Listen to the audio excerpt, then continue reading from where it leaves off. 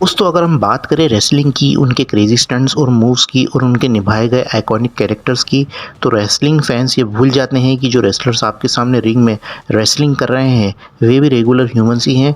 और आज हम इस वीडियो में उनके निभाए गए कैरेक्टर्स और स्टोरी लाइन्स को नहीं डिस्कस करेंगे, बल्कि उन रेसलर्स की बात करेंगे जिन्होंने रियल लाइफ में मर्डर्स किए हैं।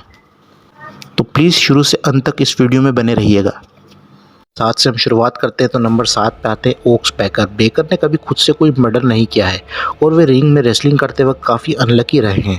1971 में बेकर एल्बर्टो टोरिस के साथ रेसलिंग कर रहे थे और टोरिस की मृत्यु हो जाती है जब बेकर ने अपना फिनिशिंग मूव उन पर अप्लाई किया था, द हार्ट पंच। टोरिस पहले से ही हार्ट कंडीशन से सफ़र कर रहे थे और इस हार्ट पंच ने उनकी जान ले ली।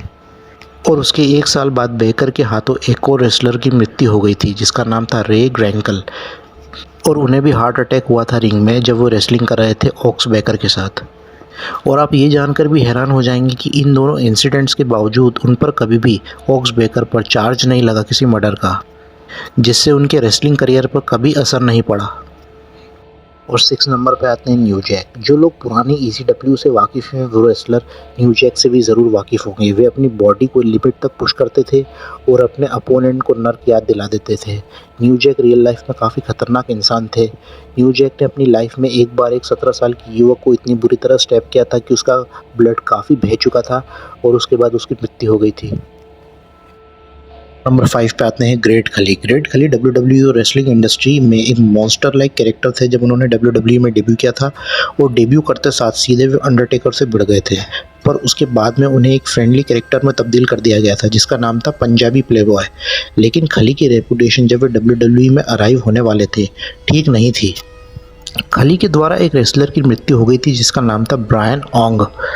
जब खली अपने डेवलपमेंटल टेरिटरी में थे ऑल प्रो रेसलिंग में, तब वो रेसल कर रहे थे एक ब्रायन नाम के एक रेसलर को। ब्रायन को कंकशन हो गया था ट्रेनिंग सेशन के दौरान और उन्होंने उस समय ऑल प्रो रेसलिंग स्टाफ को इसके बारे में कंप्लेन भी किया, लेकिन स्टाफ ने उन्हें रेसलिंग कंटिन्यू रखने को कहा था। और खली ने उन्हें फ्लैप जैक मारा था जो कि खली का एक सिग्नेचर मूव है। उससे ब्रायन को फिर से कंकशन हो गया और जो घातक साबित हुआ और उनकी मृत्यु हो गई। ब्रायन ओंग की फैमिली ने ऑल प्रो रेसलिंग पर दावा ठोका था $3 मिलियन का, और खली का नाम इससे ख़राब हुआ कि उन्होंने अपने करियर में किसी रेसलर की जान ली है। पर बाद में धीरे धीरे करके खली की रेसलिंग इमेज क्लियर हो गई और एक वो पीसफुल लाइफ जी रहे हैं और वो फाइनली WWE से रिटायर हो चुके हैं। नंबर 4 पर आते हैं जिमी स्नूका। सुपरफ्लाई जिमी स्नूका रेसलिंग इतिहास के बहुत बड़े नामों में से एक है जिसने WWE में 80s के समय पॉपुलैरिटी गेन की थी। पर आप ये सोच के अचंभित हो जाएंगे कि जिमी एक बैड रेपुटेशन बन गई थी जब वे अपने अंतिम सालों में थे। जिमी के अगेंस्ट चार्ज लगा था 2015 में मर्डर का, जो हुआ था 1983 में।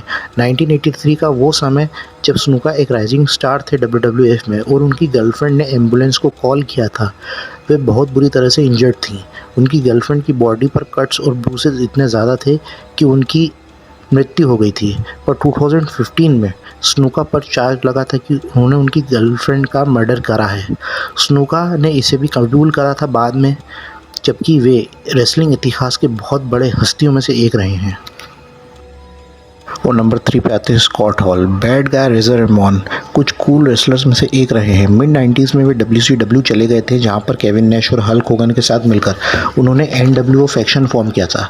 और बाद में उन्हें अल्कोहल एडिक्शन की वजह से उनके रेसलिंग करियर पर भी इफेक्ट होने लगा था लेकिन असल ज़िंदगी में उन्होंने एक व्यक्ति की हत्या कर दी थी और उन पर चार्ज लगा था 2nd डिग्री मर्डर का, कि उन्होंने एक बार नाइट क्लब में एक व्यक्ति को शूट कर दिया था सेल्फ डिफेंस में।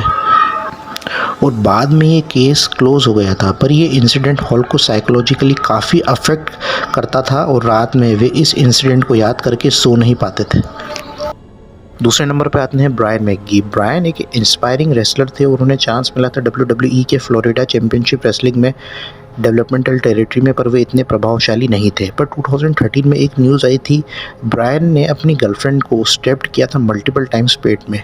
फिर पुलिस ने उन्हें गिरफ्तार कर लिया था गाड़ी को चेस करके, और अब वे जेल में हैं क्योंकि उन पर 1st डिग्री मर्डर का चार्ज लगा है। और दोस्तों नंबर 1 पर आते हैं क्रिस बेनोआ। क्रिस बेनोआ को कौन नहीं जानता है कि एक समय पे WWE के टॉप परफॉर्मर्स में से एक रहे हैं और वे बेस्ट टेक्निकल रेसलर्स में से एक रहे हैं। पर 2007 का वो समय जिसने पूरे रेसलिंग यूनिवर्स को शॉक कर दिया था।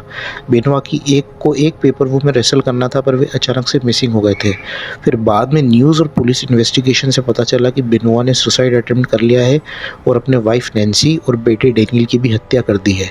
और इस इंसिडेंट से जुड़ी बहुत सारी कॉन्स्पिरेसी सामने आने लगी थी और सारे सबूत बेनोआ के खिलाफ थे कि उन्होंने ही अपने वाइफ और बेटे की जान ली है। फिर बाद में खुद को उन्होंने फांसी लगा ली। इससे उनकी रेपुटेशन पर भारी असर पड़ा था और बाद में WWE की ऑफिशियल प्रोफाइल में से बेनोआ का भी नाम हटा दिया गया है और अब वे WWE के द्वारा रिकग्नाइज भी नहीं किए जाते हैं कि वे एक बहुत शानदार रेसलर थे और उनकी लेगेसी इस इंसिडेंट की वजह से पूरी तरह से ख़त्म हो गई है।